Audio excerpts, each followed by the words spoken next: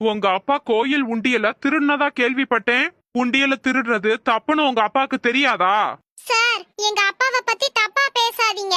அவர் உண்டியலெல்லாம் ஒண்ணும் திருடல. உண்டியல திருடுறது தப்புன்னு எங்க அப்பாவுக்கும் தெரியும்.